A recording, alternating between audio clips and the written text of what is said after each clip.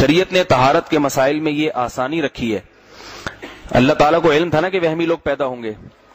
اب دیکھیں فقہا بیان کرتے ہیں کہ شلوار کا ایک پائنچہ ناپاک ہو گیا, کہیں راستے میں اس میں کوئی گوبر یا پیشاب لگ گیا, گھر پہنچے تو اب وہ جگہ خشک ہو گئی, اب پتہ نہیں چل رہا کہ یاد نہیں رہا کہ سیدھا وہ پائنچہ ناپاک تھا یا الٹی شلوار کا. تو فقہا بیان کرتے کہ اندازے سے جس طرف غالب گمان جائے اس پائنچے کو دھو دیں کافی ہے اور نماز پڑھ لیں. سمجھ میں آ رہی ہے بات؟ حالانکہ ممکن ہے آپ کا اندازہ غلط ہو, امکان ہے, مگر اس امکان کو, کیونکہ اور بھی غم ہے زمانے میں محبت کے سوا. بعض لوگ نمازی بنتے ہیں سارا دن شلوار کا ناڑا ہاتھ میں ان کے اور ایک ہاتھ میں لوٹا, کتنا غلط تاثر پڑتا ہے لوگوں پہ. گورا بھی انگریز بھی کہتا ہوگا ان کو سارا دن استنجوں کے لوٹوں سے فرصت نہیں ملتی, یہ ترقی کیا کریں گے؟ سمجھ میں آ رہی ہے بات کہ نہیں آ رہی؟ سارا دن تو یہ طہارت میں لگا دیتے ہیں, بیٹھے ہوئے ہیں, اور جو ہے نا وہ وہم ایک ایک گھنٹہ بیت الخلا میں لگ رہا ہے, اس کے بعد پھر ناڑا ہاتھ میں شلوار, کوئی پتلون پکڑ کے کھڑا ہوا ہے. تو اس لیے فقہا نے, اور یہ فقہا نے حدیث سے ہی مسئلہ مستنبط کیا ہے, حدیث ہی سے نکالا ہے یہ. وہ حدیث کیا ہے کہ رسول اللہ صلی اللہ علیہ وسلم جب پیشاب سے فارغ ہوتے تو یاد رکھیں مسئلہ تو یہ کہ پیشاب سے فارغ ہو کر فوراً نہ اٹھیں, تھوڑا سا اطمینان کر لیں کہ پیشاب کا قطرہ جتنے نکلنے تھے نکل گئے. ٹیشو پیپر وغیرہ ہے وہ تو آج کل استنجا کے ڈھیلے بیت الخلا میں رکھنا صحیح نہیں ہے, کیونکہ اس سے گندگی ہوتی ہے, وہ گرتے ہیں اس میں فلش میں. ڈھیلا مٹی سے استنجا جب ہو جب کہیں میدان میں انسان کو پیشاب کی حاجت ہو. یہ جو پکے فرش ہے نا تو اس میں نقصان ہوتا ہے, تو اس کا حل یہ کہ ٹیشو پیپر رکھا جائے. تو ٹیشو پیپر سے خشک کیا, جب ایک دفعہ دیکھ لیا کہ اطمینان ہو گیا اب نہیں آ رہا قطرہ, تو بس کھڑے ہو جائیں, پھر بھول جائیں. بار بار پھر جا کے اس کا مطالعہ کرنا, شلوار کو دیکھ رہے کبھی یوں کر کے لائٹ میں لے جا کے دیکھ رہے کبھی یہ کر رہے.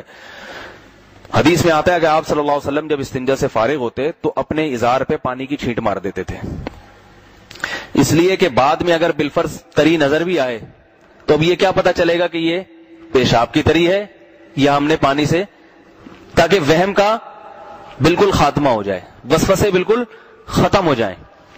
یہ اس لیے آپ صلی اللہ علیہ وسلم نے بتایا تاکہ آپ کی امت وہمی نہ بن جائے.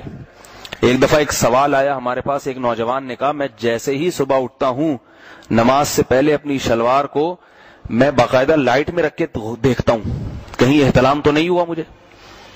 صبح اٹھ کے روزانہ یہ کام, کوئی معمولی سا نقشہ نظر آیا تو یار ہو سکتا ہے کچھ تھوڑا سا کچھ ہو گیا. تو اب یہ بھی پاگل ہونے کی کتنی بری بات ہے, صبح اٹھ کے کوئی مسواک کر رہا ہے, کوئی واش روم جا رہا ہے, کوئی نماز, اور یہ شلوار نکال کے لائٹ کے سامنے جیسے ایکس رے نکال رہا ہو اس کا. تو بھائی اگر احتلام ہونے کا یقین ہے تو نہا لو, اور اگر یقین نہیں ہے وضو کرو, نماز پڑھنے جاؤ, ختم. اور پھر اس میں بات چل پڑی ہے تو یہ بھی بتا دوں کہ اب کسی کو احتلام ہو گیا, یہ خواتین کے ساتھ بھی مسئلہ ہوتا ہے کہ ان کو حیض و نفاس کے خون لگ جاتا ہے بعض دفعہ, یا کوئی ناپاکی لگ جاتی ہے, تو یا آپ کسی کو احتلام ہو گیا, وہ ناپاکی لگ گئی اس میں, تو اب اس میں بھی شریعت نے آسانی رکھی ہے. اس میں یہ کہ ایک مرتبہ واش روم میں جا کے آپ ازار کو, شلوار کو, پینٹ کو, جو بھی چیز ہے اس کو دیکھیں کہاں کہاں لگی ہوئی ہے ناپاکی, اس جگہ کو متعین کر لیں اور اندازے سے دھو لیں اس کو. اس کے بعد دیکھیں ہی نہیں کہ کہاں لگی ہے. پہلی مرتبہ تو اچھی طرح دیکھ لیں کہاں کہاں لگی ہے, یہ جگہ میں نے دھونی ہے. اس کے بعد جب اس جگہ کو دھو لیا تو اب دوبارہ نہ دیکھیں, ہو سکتا ہے ادھر بھی لگی ہو سکتا ہے وہاں بھی لگی ہو.